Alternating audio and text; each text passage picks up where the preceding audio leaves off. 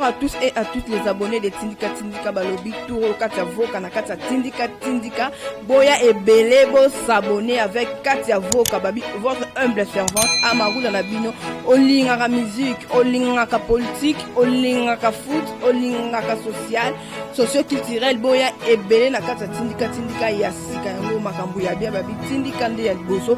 Et là quand les arnaques musika teka rouge on mona bakoma s'abonner bo s'abonner mensuellement.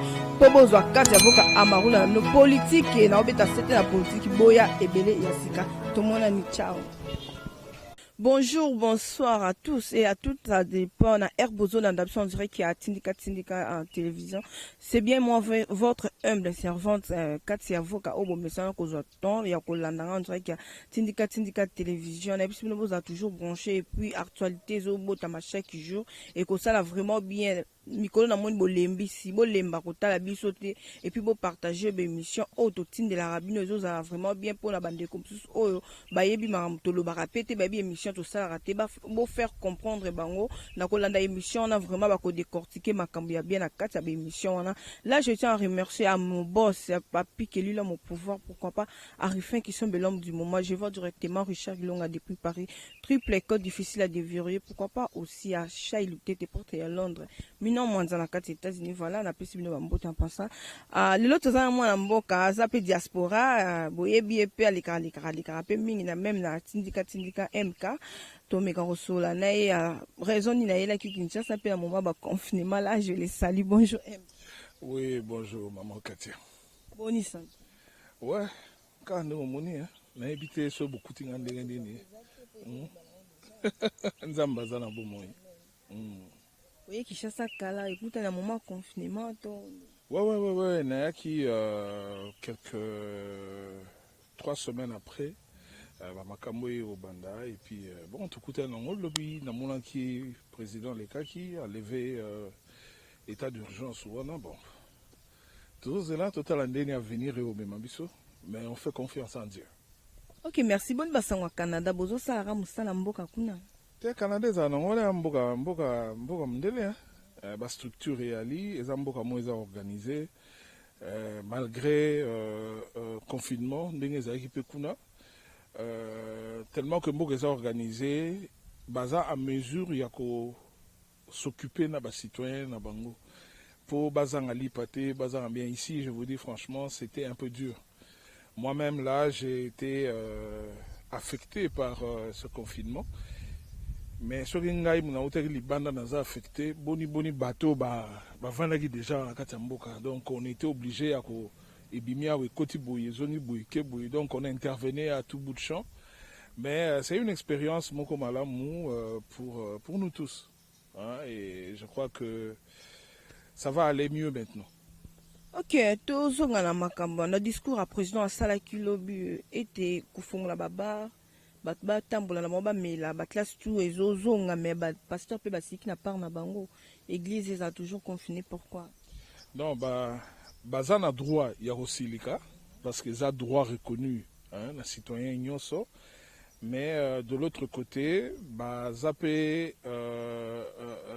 na droit ya rosilika parce que le chef a pris une décision et quand le chef prend une décision c'est par rapport aux données techniques au Azanango, c'est-à-dire ministère de la Santé,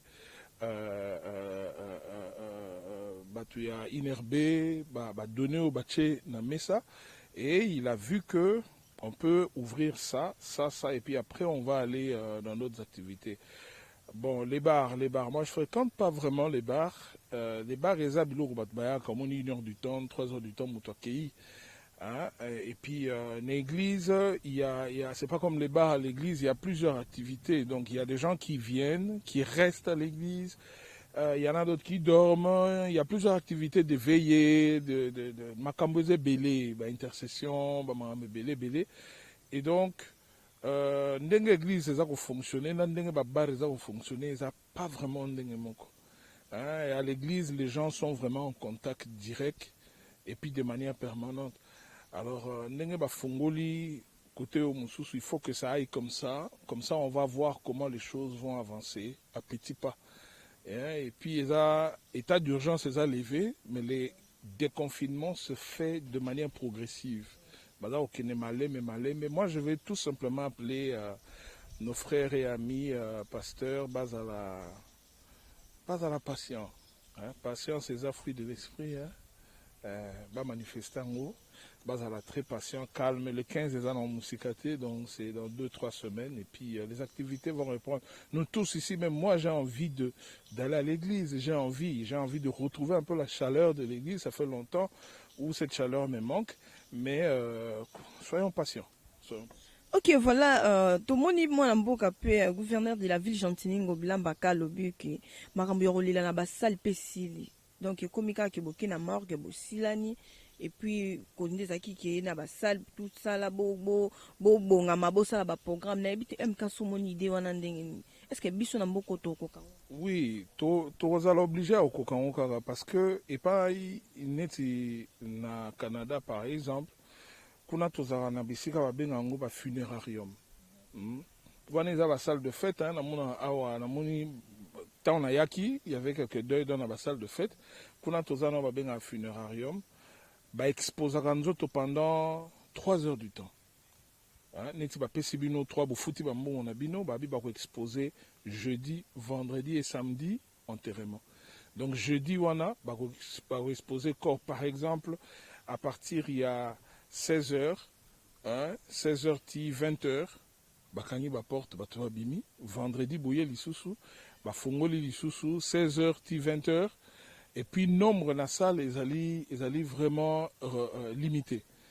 Et puis samedi bokoya na tongo ba fongola salle na 11h et puis avant 13h ekoka dans 12h déjà levé de corps boke kotia nzoto ya kondo mowei na cimetière. Alors, et pas n'abisso, c'est comme ça, tout ça là, funérailles. Et je pense que avec makamba Covid oyo, biso awa bantu, toza na ndenge na biso tolele la bibembe. Alors, on est vraiment plus rapprochés, n'attend un deuil, famille, maramebele, les amis, et puis on aime bien rester à côté à Moei. Hein, compatir et tout ça, mais balobi en français ont autre temps, autre mœurs. Donc les temps évoluent, makamobele ça a évolué. Alors pour na rebattre la vie à Batou, combattre la bateau belé, donc je pense que le gouverneur, parce que nous toujours qui c'est Covid, on ne peut pas aller vite en besogne, pour tout le barana, tout nous on a l'habitude à Kala. Donc il faudrait aller mollo.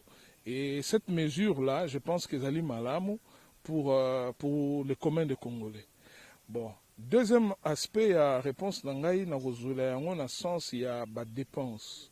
Tu vois, lorsqu'il y a deuil comme ça, au moins on a beaucoup de louer la salle, beaucoup de louer, donc ça va coûter, uniforme, nous savons bien comment on fait, mais je crois que ça va modifier un peu notre comportement, habitude aussi et connaître ma modification. C'est dur.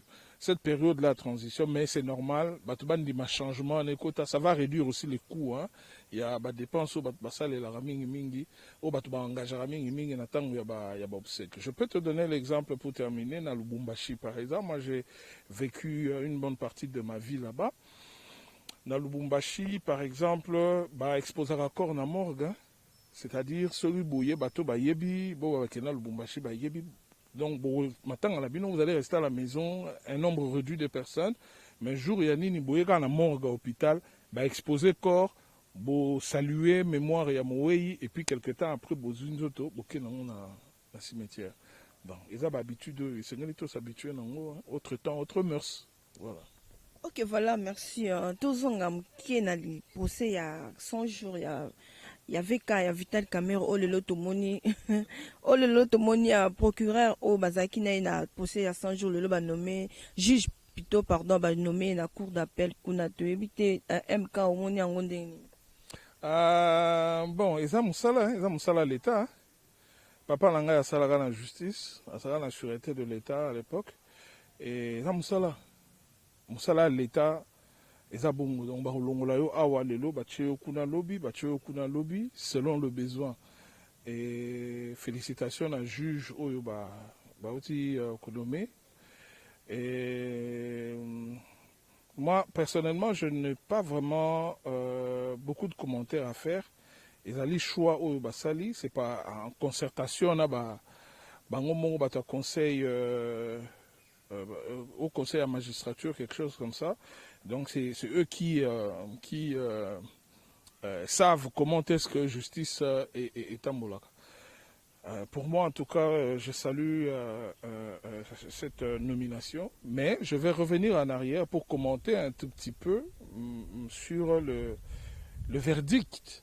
Il y a procès il y a 100 jours. Ngai, personnellement, je voyais souci Ngai Onazaki Nango depuis toujours. Je voulais que Tokokako ressortir l'aspect pédagogique. Il y a procès Yango.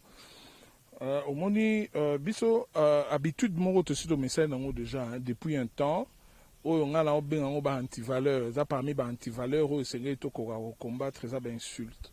Au moni, on insulte quelqu'un parce que on a appris que Moutouana sali mabe.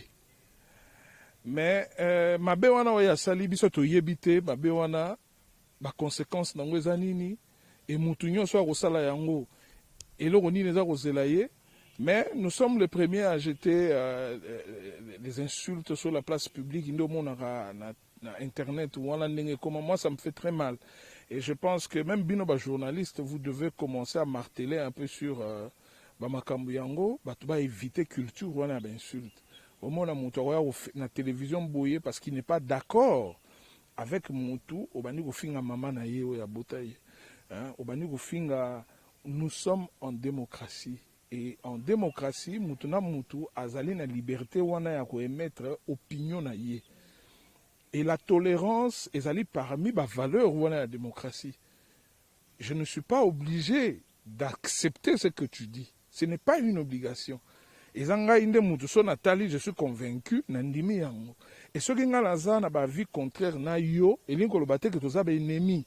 Chez nous, en Chiluba, on dit ça veut dire quoi? Ce qui est le otozali, et camarade de Koufi.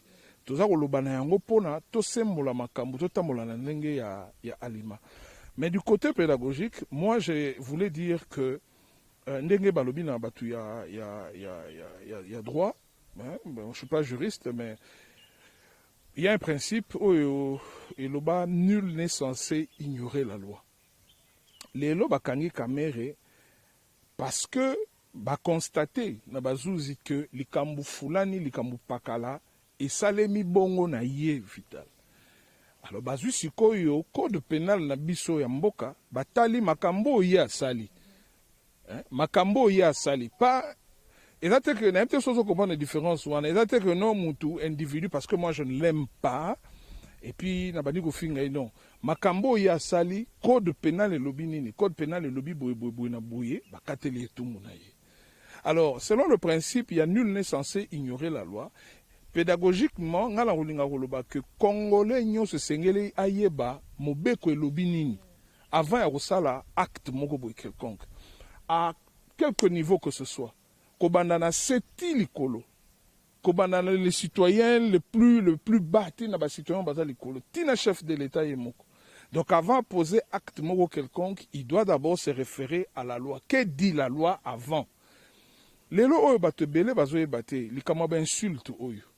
Yo ko insulter mutu ogi plaisir hein au fingi mutu na Facebook wana parce que dans Facebook mais au bosani que ils allaient un jour public tu l'as fait sur la place publique mais la loi congolaise ce qui ngai naza au courant de ce que la loi congolaise ezoloba par rapport ya ba insulte na zui siko na memio devant ba juge na bita mutu boya fingi ngai boy na boy wana boya koloba nini oh le linge sale se lave en famille tu vois donc les gens doivent mettre les insultes de côté, vendre beaucoup plus sur l'aspect pédagogique. Quelle est la leçon que nous avons tirée dans cette histoire? Si c'est prouvé que Moutouba Saki Mabe, ngai prochainement lobby, ceux qui n'ont pas responsabilité dans ça la bouité. Pour la nini, justice et zaliwana, misu na ngweza likolo na ngaba, caméra na ngweza likolo na ngai, ba okangai. Mais ceux qui ont toqué na nenga ngulu parce que ce n'est que des nga boli misanga na terme wana. Il faut être sauvage pour commencer à insulter quelqu'un parce que Moutouana Salima B. Non. Il y a le côté humain où il y a yango so okei na baprison ete epai na biso na poto kuna okuta bapsychologue bayaka kokutana na bato bakangami wana. Ils viennent à leur chevet. Aya komona kutani babandi kosolola po bazongisa ye moral ezala quand même prison eza esika osaka nango te hein. Alors le côté humain quelque part, je comprends que la guerre que nous avons connue ici depuis entrer à Afdelawa, échanger mitou na biso, le Congolais n'a plus de cœur ndengazaka nango kala. Le Congolais n'est plus compatissant. On ne tire pas sur une ambulance.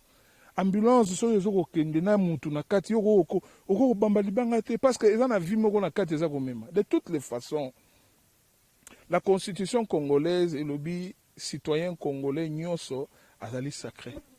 Ezali consacré na kati ya constitution. Ezala mutu aza muyibi, to ayibi, to abomi, to aza du point de vue constitution na biso azali mutu aza sacré, aza protégé. Et il faut le protéger. Voilà pourquoi. D'autre part, donc, ndongo lingo expliquer biso, donc, aux autres, ça n'a bandeko, bazo, landa biso, d'autre part, faut tout comprendre vital ta mère. Non, qu'on comprendre y était. Causa libre, nandenge. Je veux comprendre un peu ce que tu veux dire. Prisonnier. Non, aza libre, nengaza, mais aza na prison. Aza prison. Aza na prison, mais aza mutuloko la biso nyoso. Ndenge to pesaka ba au monde. Toki na rutika na ba homme de vieillard, toki na rutika na ba prison, ngape na koko la muka awa, ata sala mabe, mais na koko la muka la kei, na tikeli epe, mama ya romela na prison, pour ese sika pasi.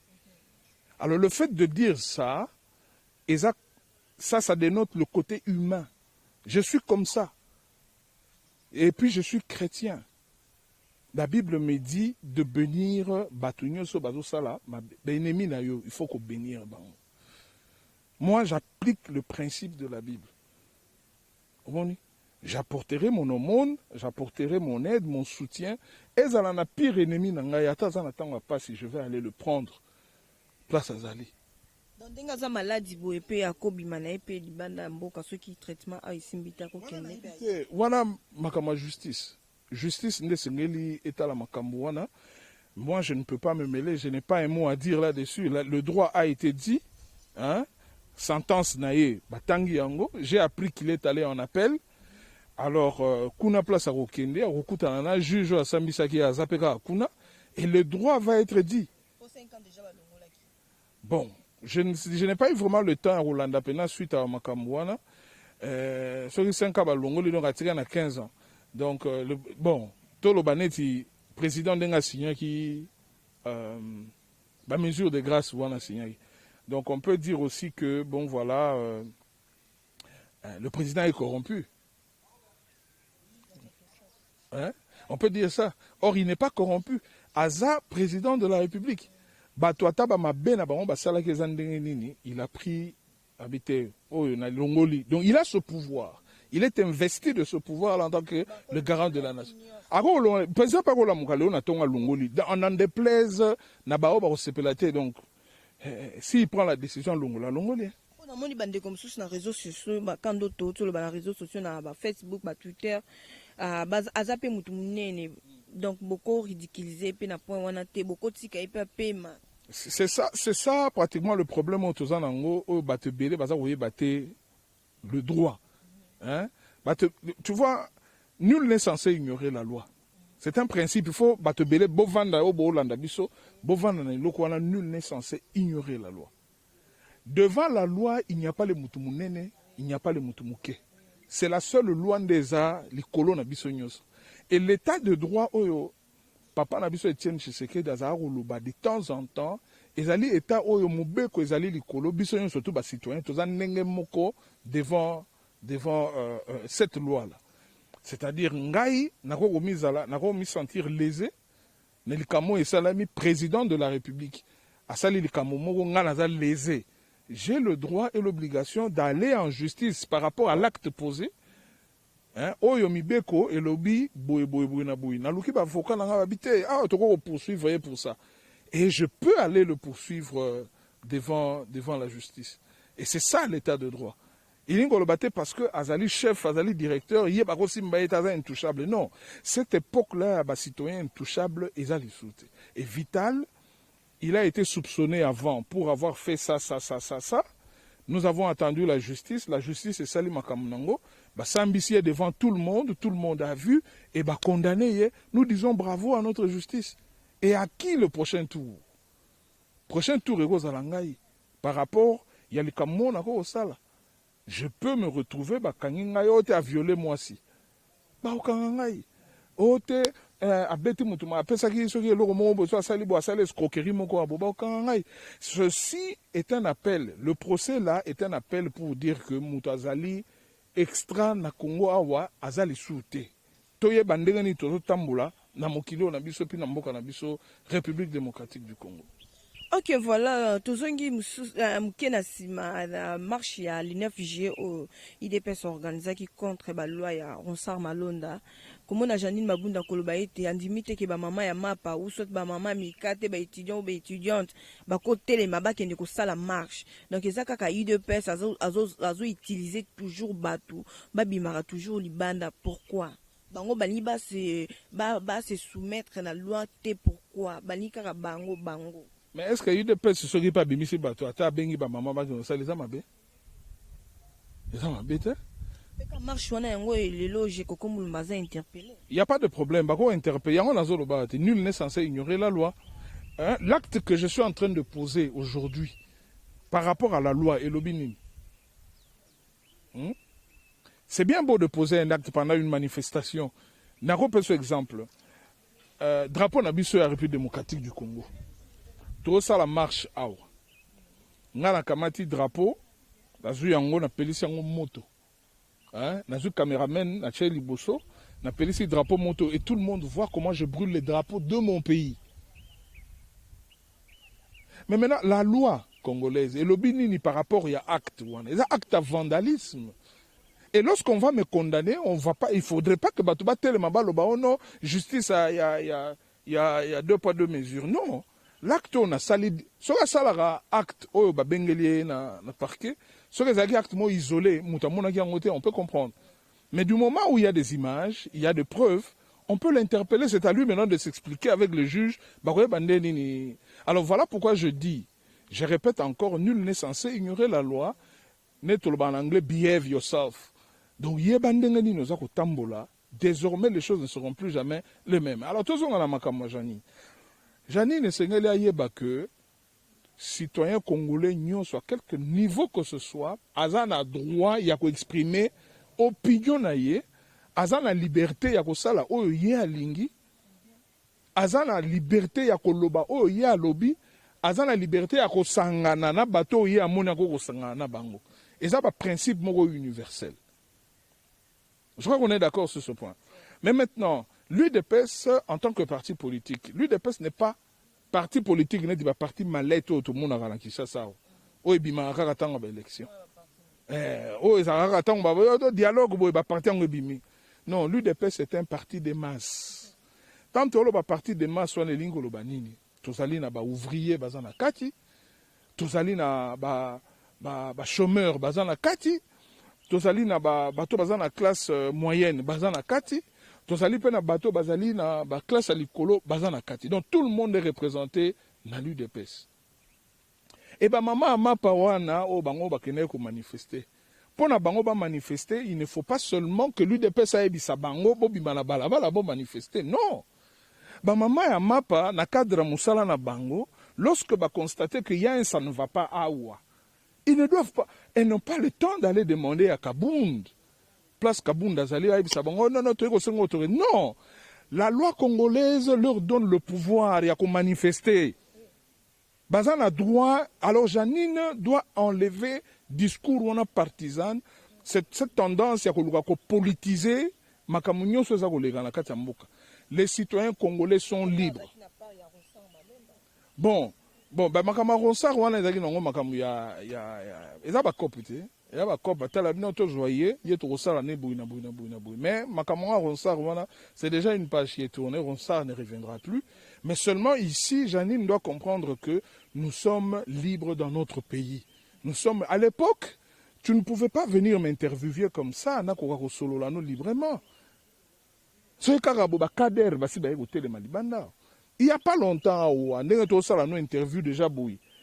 kaka makambo na lobia au mona ba bureau de basi ba telemeli to bato ane baloka batuna yo lobi makambo bo pona nini non n'époque oyo toza nango oyo to bunda 38 ans pour que les gens bas dans la mesure ya ko s'exprimer librement, que les gens s'expriment librement. Donc tu es libre de parler mais n'insulte pas ko finga ndete ngai siko nazalaka contre bato ba fingaka. Alors comme Janine alobaki makambo ya alobaki wana ngai nako ko telema tena finga ye non. Je viens ici, je mets mon point de vue pour répondre à Janine, que non, maman Janine, avec tout le respect, tu n'as pas le droit d'essayer de peindre un tableau par rapport à ma maman ou à manifester. Ces mamans ont le droit de manifester. Moutouata moko akoko la bango droit wana azate, même président de la République Félix Tshisekedi. Il ne peut pas kolongola bango droit wana ya manifester. Et moi je félicite ces mamans là. Et je pense que ceux qui lobby sur le Kamoussou et Zali, je demande à ces mamans de sortir encore na balabala. N'y a pas de leçon où tu sois pas Papa Etienne. Papa Etienne a zalaka kolobana biso toujours. Ceux qui bomoni le Kamouza, boza d'accord na ngote, bobima na balabala. La rue, rien que la rue. Ce qu'on se bimi na balabala, ko buka eloko motote, ko beta motote, ko zokisa motote, ko yiba eloko motote. Yo bima sala revendication na yo, tout en respectant les mibeko. Bisika policier lobi na yo to bakonzi ya police wabite bo suka wa bosukia wa boluka bitumbate. Et c'est ça le pays dans lequel nous voulons vivre. Ok, merci. Tout le monde qui raconte il y a moi Namboka Corneille Nanga na autorité morale il y a FCC na Kingakati. Nebite M komona ki on. Voilà pe, ils ont le droit. Nanga na Kabila, ils ont le droit, ya rokuta na partout balingi. C'est la démocratie. Même ngane nazao. Je peux aller à Kingakati là-bas. Naboumi Moutumote. Je peux rencontrer Kabila. Je peux le voir na balabala na tête au Raïs. Ndenin. Mikolo zomo na terre. On est oh ça va ngala ke côté bon ça va ngala yo beta na tour be côté. Mais ba bisinga uzana bangando kuna. Na ko ya otala. Ote bangando na ina ngai pe na beti tout. Donc na biloko yo il faut to bana ko lobela yango po batuku hein. Ndena lobaka toujours la démocratie comme mode de vie. Et puis la démocratie comme mode de gestion yamboka. Comme mode de vie, yango makambo na olobela. La liberté d'association, la liberté de culte, la liberté de mouvement, la liberté fondamentale ou la nyonso mutata mwa ko longola yote. Kabila kutani na nanga bravo bake osola makambo na bango. Ça moi yangani na kati. C'est comme ngape le loi na ko ekuta na fachi. To sololi na biso makamda biso elo mwa mabeza wana te na kokuta na fayulu na sololi na fayulu elo mabeza te na kokuta na kabund na kuta na kabuya na sololi. Donc c'est ça la liberté du moment où tu marches na respect ya mibeko ya mboka. Moi je ne vois pas là où il y a le problème. Batu balingi ne ba mema maman balingi ba mema makambu ya polémique ya ndenge ça pas ba musicien hein le roi yaza muto tendance boye abokende. Oui, avant de commencer l'élection, le président Bakena Moïse Katumbi na États-Unis. Tant que Zonga, Moïse Katumbi na bimisa ki ba intention na ya kolinga kocha candidature te. Alors ayeko bimisa ensemble pour la République.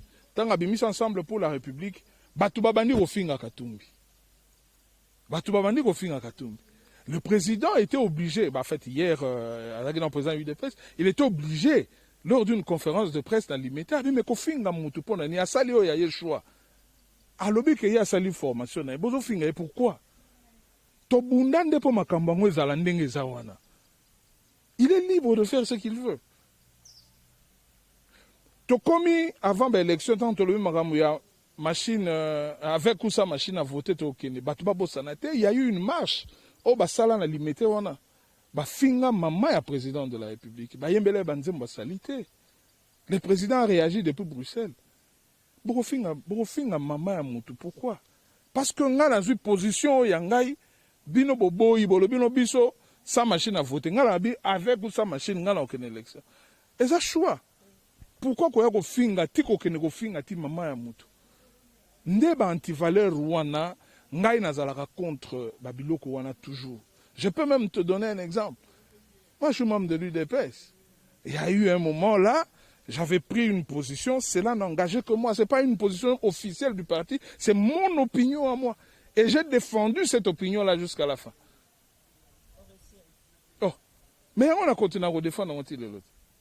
On a une opinion. Pour la monnaie, on a religieusement là. Bandero ba on a biso opinion langue simple. Hein? Kamere était directeur de cabinet du chef de l'État et aussi longtemps azaki soupçonné na makambo boyona na l'État aussi longtemps qu'Azali nanu directeur de cabinet nanu balongoli était. Ngala go finga était. Na finga pourquoi? Si toi tu ne l'aimes pas, c'est ton problème. Parce que quand moi je combattais Kamere là, farouchement, mais c'est mon droit. J'ai dit non, je ne vais pas l'insulter. Pourquoi vous voulez que je l'insulte? Je ne l'insulte pas. J'attends à ce que, parce que jusqu'à preuve du contraire, il est directeur de cabinet du chef de l'État. Oh non, il ne faut pas dire ça. Ngabi, mais président Yemoko a Kolobango na Londres. Hein? Non, non, c'est mon directeur de cabinet.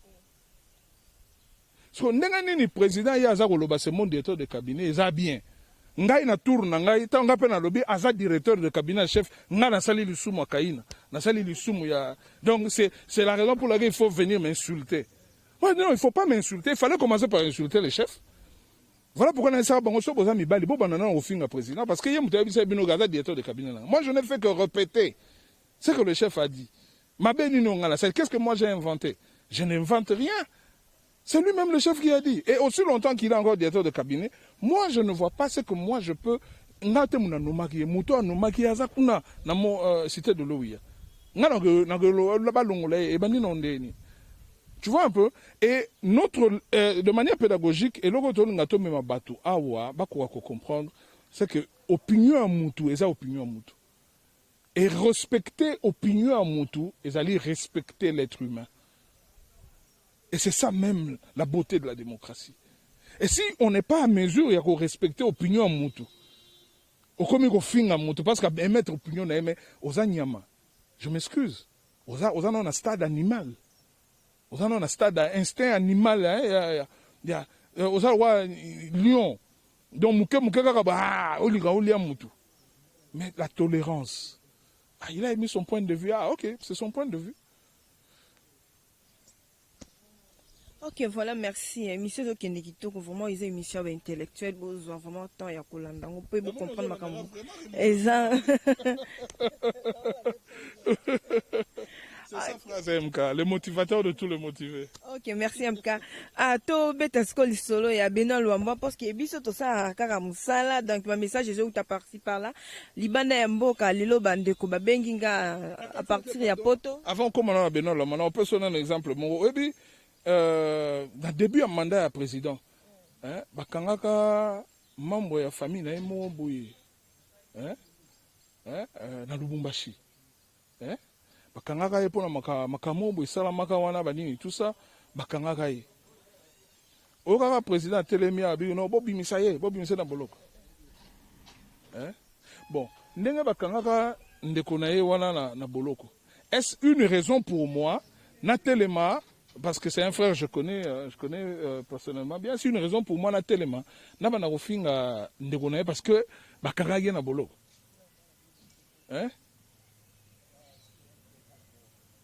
Congolais sengeli to koma na niveau komili to linga na biso. Mutu ata sali mabe linga est pareil. Yemoko chef de l'état lobby souci na ngai ezali batu bazala condamné te na monisa batu pas cité nazane na posa batu ba changer changement tamba lo ba changement wana c'est l'homme congolais batu ba changer na ba comportement na bango omoni pourquoi tant bakangi ndeko président wana na Lubumbashi batu batelema kite ba finga ye mais tant bakangi kamere batu batelemi bandi ko finga kamere ça n'a pas de sens na lobby belé. Alors ce que nous faisons ezali bilo ba thérapie ba thérapie c'est pour essayer de soigner mitema ya batu. Nous ne combattons pas les individus mais nous combattons ba acte oyo batu bazako sala. Tu comprends? Sinon, Dieu au ciel allait nous punir tous ici par rapport à Mamabé Otosali na Mokilio. Mais il est compatissant, il est bon, il est amour. L'amour pardonne, l'amour supporte. Kamere Osali Mabé, oui, Mais je veux que tu te relèves de là où tu es. Soka azaki mutumoko, aza conscient ya makambo ebele o ekomeli à un moment donné, il peut pas forcer la nature. Ça ne coûte rien. D'ailleurs, tu sortiras grand. Bana mboka bolimbisa ngai natambolaki mabe nasalaki mabe awa nasali mabe point à la ligne makambo esali nini esili mitema ya bato pe kiti nde makambo oyo tozokolinga congolais akoma na niveau wana nde ezaka na poto omona ministre pour avoir déplacé kaka $5 ya pamba ya caisse à l'état aya telemi na devant caméra lobi te bolimbisa ngai asengi peuple pardon nasalaki mabe natiki biso batama peka epolete RDC a tout le monde est danger awa na mboko mutu tout a danger na ndenge na ye mais babiloko wana nyonso toyeko sila soki toza kocontinue bathérapie ya boye soki toza kocontinue baémission mpo toconscientiser toconseiller mpo tooriente bato nde rolo bino mpe média esengeli ekoka kosala yango ngai nazalaka même à un moment donné le président ntango asalaka anniversaire ya liberté de la presse awa boye babengisaka ye na hôtel Béatrice. Il décriait le comportement ya ba presse oyo en ligne ndenge bato baza ko traiter actualité. C'est normal parce que bato wana ba koti na la presse a été désacralisée avec l'internet. Lorsque l'internet n'était pas encore là, on savait que pour nous ça la presse voilà il faut qu'elle efface. Mais maintenant, elle a désacralisé biloko wana sur comme à la portée de tout le monde. Donc c'est la mondialisation et Ingoloba est comme désacralisé. Tu vois un peu? Mais on peut combattre l'antivaleur ouana et côté na la presse. Pour bien combattre l'antivaleur ouana, la presse qui te connaît tindika, ozo tuna ba question ya malamu, ya propre, il n'y a pas de insanité na kati, il y a pas besate, mais vous prenez batounet tindika, non, nous allons vous soutenir. Pour que vous puissiez faire une émission, il y a malamu, pour que moi, j'étais contre le président lorsqu'il ne faisait que déplorer. Moi, j'étais contre. Je pensais qu'il allait dire na moyen pour na lugana chabino ba poids, bino ba presso bosa makama na chabino neti moi sukuma. Pour président ko vanda na lobi bombo tindika bozo kasi cheko ya 5000 bo so mama ba caméra la bino. D'ailleurs 5000 ezata momuke ya chef. On attend sur moi 10 000 habitants, besoin 10 000 angoyo, bon améliorer. Je veux que vous puissiez donner un travail de qualité, un travail instructif pour notre population. Comme ça, nous serons nombreux, faisant, mais ça là on a la qualité et ça va affecter notre communauté. Au moni, talent internet, la communauté mususu, au moins avec une mission dans le salaga, na o ya biso ba congolais. Ya biso za kaka yindi bokota oyo tango okoti kuno omona yo mama na yo et c'est ça qui tourne autour de Congolais d'internet. Mais des histoires où on peut instruire la population. Alors j'en profite ici kosenga na bakonzi ya mboka ba ezaka ate ministre ya information to banani ba docteur eteni bazawana banani na mwandambo bozo kozana mwa salaire po ba mama na ngai awa na cameraman na biso awa baza kobundana nanu ndenge baza kobundana boye ngape na ko soutenir bango mais bino boza quand même na ma position ofandi pe moi salaire ça quand tu père dim l'église moi salaire robite bokata nano bo pesa tindika asomba ta moi bilo bomoni a avancer asali moi programme quelconque et c'est bon et ça est biso mais ce cas de tirika ndeto okende bouye exactement parce que ça ce n'était qu'une parenthèse na kokai ko fungola sur likambo ote ko tuna.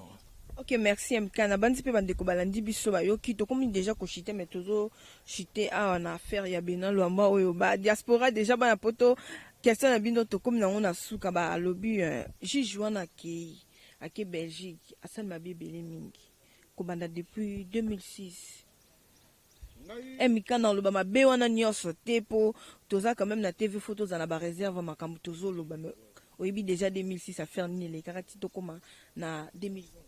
Bon, on a benga papa Lomba. Parce qu'ils ont travaillé, il a travaillé avec mon père. Tovana na tout quartier, mon papa Lomba, ma voisin. C'est un papa que je respecte beaucoup. Mais nali ko me mayo ne sika mo ya koloba makambo ya l'État, ba solo la ngote neti ba masolo ya vita na imana. To ya mazembe lupopo, to ya wenge El Parina, wenge musique, to viva la musique na Victoria. Ndenge zaka kala na ba coin ya balabala. Les choses de l'État, ils ont vraiment l'État. réponse on repose ça yo awa et allez réponse ba pesa ngai tant naza na 3e graduat nazaki totaki na professeur na biso azali otangisa biso cours ya professeur Ngongo introduction aux relations internationales. Alors ezaki na makambo ebele tozali koloba na kati wana atanga za ko introduire biso relations internationales les anini. Alors ezali na mwa makambo ba débat totaka Safou des députés l'honorable Safou yazara na philosophie yazaki na philosophie biso zaki na relations internationales. Alors na tuna motuna moko parce qu'il y avait quelque chose là où on a comprendre était tozali kolobela liwa ya Dag Armajog. Obi Dag Armajog Dag Armajog azali secrétaire général ya ONU akufaka awa na Congo. Faut oyeba makambo na donc akufa awa na Congo na avion. Ayaka mission ya Nations Unies awa na Congo ba bete masasi bakota Lubumbashi wana avion ekuya. Bon liwa na eti lelo bako ko expliquer te banani babomaka ye banani. Alors moi je voulais aller un peu plus loin. Je me disais que je vais faire mon travail de fin de cycle na événement wana ya Dag Armajog. Ayebisanga balobi la politique eza lokola bouteille à coca, hein? Bouteille à coca ba pesi yo, mais na kati ba che whisky. La soukika ouais. En tout cas, c'est une belle émission pour ça pour matin à Kolanda. Pour makambo bomba mi na kati moyen to décortiquer nyo ces années. Na ko pese exemple mon pour la moni au comprendre ngane na pese exemple politique est compliqué. Politique est compliqué. Na pese exemple mon. Au bien en 2011 to keye élection na papa Étienne. Campagne jour à souka ya campagne papa Étienne bakanga likolo avion baboyi avion kita 2 heures du temps na likolo na mapata avion aurait aussi la kérosène ke koye panzane sali crash. Comment mutu ko kozala ozangi motema wana bita avion ne kita wate, tu comprends? Mais akita na mutu makasi na ye akena aéroport kuna bakanga ye na aéroport va permettre état kita debout papa mukolo ndenga zaki wana déjà ba mema emanu militaire itina ndaku na ye ba bimisa résultat ba chaye en résidence surveillée 2 ans durant ti maladie aya bimia ke poto papa wana kufi babo inzoto na ye yawa 2 ans durant nzoto fana na mukili nanu salama na mukili oti salami bobo bakunda mutu. Après, nous autres héroïa. Mais bateau yo, baboya nzoto papa et bima, et yagisasa, bangonde lelo, batan alliance, na cash, ba partenaire. Vous comprenez, hein? Et c'est ça la politique. Si vous avez ngulu, au côté makamango ngulu, au côté na boulevard, autoroute na vélo, au moins autoroute, au côté on peut qu'on a highway, mi tout kenara na vitesse, 100 à l'heure, yo au côté on a vélo, kasi robina bien, rumba pena, rumba techno instrumentalisé. Vous comprenez? Donc, politique est très compliqué.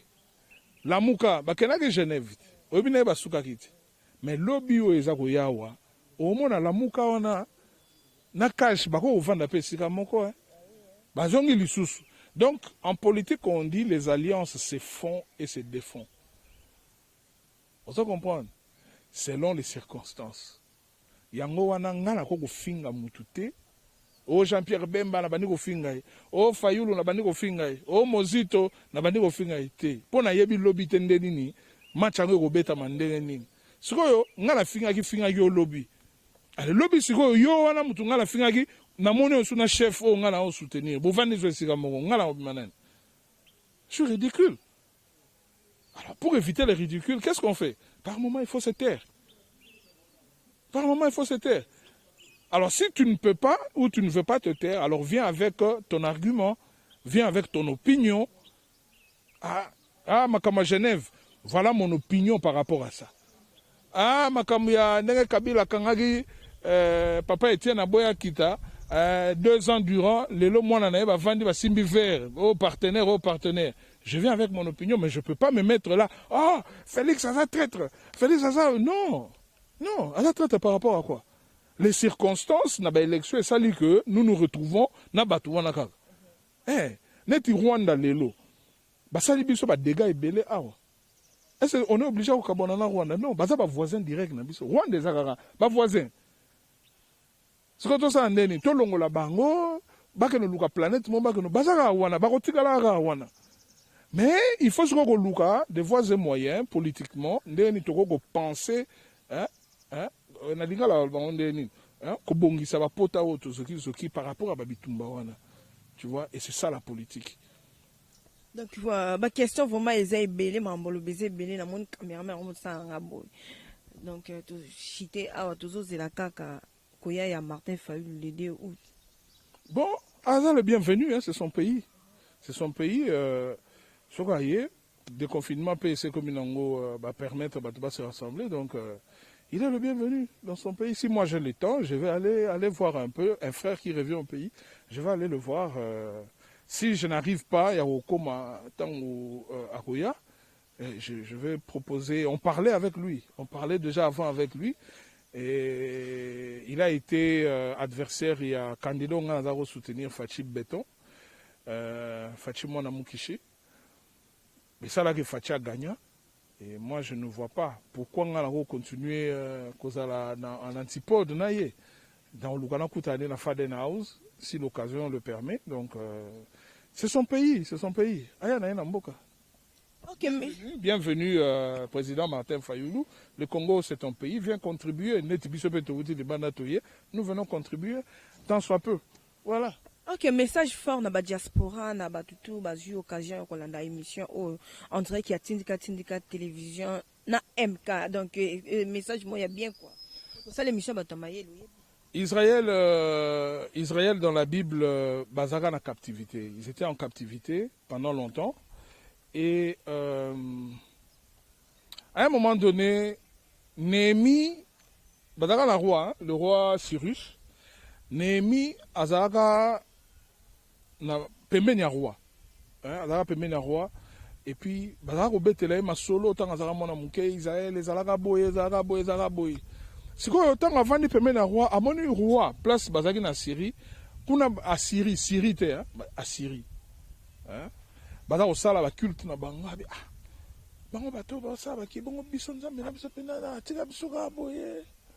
Et un jour avant ni motema ma roi teleme oh ni na habité roi temple kuna epa na biso boye na boye roi habité bokende bopesa bilo soto na ngo posa bakene otonga temple na bango. Alansaki appel na bandeko na bazaki éparpillé parce que bazaki en captivité. Baouta captivité na Babylone. Babylone ne peut accueillir en captivité na maboko ya Assyrie. Assyrie n'a comme régné à ce moment-là. Balancer sur quoi appel na bateau bazaki na Babylone un peu partout bazon abaya ko rebâtir temple. Na moni image moko na Facebook wana ya président atomboli maboko aota la likolo. Muta sagi dessin wana vraiment il a bien imaginé amemi mwana Congo, moribond, voilà. Donc c'est un enfant qui est malade et nous devons essayer de faire quelque chose. Diaspora, il y a Bayuda, Bazongaka. Ndamu Bazongaka, Ndamu Soupe Bazongaka. Mais parmi les bateaux Bazongaka, wana, Bazagi na bateau Bazagi Benga Basambala na Batobija. Ce que Basambala na Batobija, Bazagi Banan, bateau Bazagi combattre. Babundisa, batonga temple. Et aujourd'hui, nous avons des sambala. Il y a na diaspora kuna nanu. Il y a surtout dans la diaspora, c'est belle basambala. Na Kinshasa wa, tozabe na basambala mususu pe ba utape diaspora ba Kinshasa me basambala. Tozabe na bana mboka ba bimate ba vanda bango susu suka na sambala. Tu vois un peu? Donc combat sur combat, mutakotika la muninga espace azate. Mais moi, ici, je vais m'adresser beaucoup plus à Baoba Poto. Il y a quelque chose à total prochainement. Mais il y a Poto pour comprendre que nous n'avons qu'un seul pays. Chaque jour qui passe, et nous tendons vers la mort. Moi, je vivais na Poto Kuna. Navandi na poto, j'ai contribué na poto na mboka place nga na vandaki, mais je suis revenu ici. Je veux que mon nom soit inscrit dans l'histoire, il y a reconstruction, il y a mboka na biso. Le pays est par terre, mboka eza vraiment na mabele. Bouvani na poto boyekoli, et yemba nango un musicien, Baïlo Kant aurait dit à Missy, que je respecte et je salue en passant. Nayaka na putu kozwa mayele bongo na sima nazonga mboka. Ngai na vanda na Canada, nazaki na mwana mwasi moko boye palestinienne. Azali kotanga. Tozo solola na ye wana banini tout ça bien. Non, je suis venu le pays chez nous comment j'étais frappé par les phrases toba maloba o mwana mwasi wana lobaki. Ah bien non, je ne peux pas rester ici. Je viens apprendre, je vais aller aider. Mais kuna pas na bino pasi. Bazo boma batu kuna na Palestine. Mais comment tu habites non? Baboma babomate, moi je vais rentrer. Je veux rentrer pour aider mes frères. Tu vois un peu? Et l'amour qui devait caractériser le Congolais, l'élo, amour waneza isouté. Je lance un appel na bandeko nangai, tozalana un regard positif. Un regard bien pour la République démocratique du Congo. Tovanda tola lana Congo na motema. Aimons notre pays. Aimons les Congolais. Aimons les Congolais. Et aimons à travailler ensemble. Toboma molimo wana ya tribalisme. Toboma molimo wana ya clanisme. Molimo ya régionalisme. Molimo nyoso ya bokaboni ya séparatisme wana tolongola yango. Muluba azandeko na yo Mukongo, Mukongo azandeko na yo Muswahili, Muswahili azandeko na yo Musakata, biso na biso nyonso, nous formons une nation qu'on appelle le Congo. Et le Congo a besoin de toi là où tu es. Avec le peu que tu as, peut-être tu n'as pas d'argent, mais l'intelligence que tu as là, tu peux ramener ça ici, Namboka, et Ozala bénéfique, et tu inscriras ton nom. Neti soko kufi, neti ngabo, so na kufi kombo langai, il faut tikala. Et défi on a zanango yango wana mon nom il faut pas koma yango que de telle année à telle année mutuboye azaka na mokili tala makambo salaka yango yo pona mboka na ye. Voilà pourquoi je vous appelle tous, faisons comme Néhémie dans la Bible, revenons, rebâtissons notre pays. Rebâtir le pays, ce n'est pas seulement Kinshasa, c'est l'intérieur du pays aussi. Ok, merci MK na invitation na yo, merci na bandeko tout bazu occasion pe bakuya kolanda émission oyo. Bon vraiment bon mais vraiment ko aimer pe ko partager ko ça biso vraiment bien na bino pe bolingaka biso biso pe to lingaka bino kande to lobaka na ko ça bongo te na bafana nga to na lingaka bino mingi na pesi no mbote donc à Richard Longa triple code difficile à déverrouiller depuis Paris à chaluter pourquoi pas aussi mais bon c'est pas plus qu'il est mon pouvoir Rifin qui sombe l'homme du moment donc équipe technique ba maman lomé to na lingaka bino tana ina bosana à Deborah Mukena na Arlette Bangala Jimi Mavoka te di Muswamba merveille mouté te babi vraiment wana ba base nanga kwa na pesi no bambota mon très cher papa Vincent Voka Minon Mwanzana États-Unis bambo théâtre derrière la caméra je vois Junior Mbouyi équipe technique na régie Mike Luzola de Tomani à prochaine émission ciao.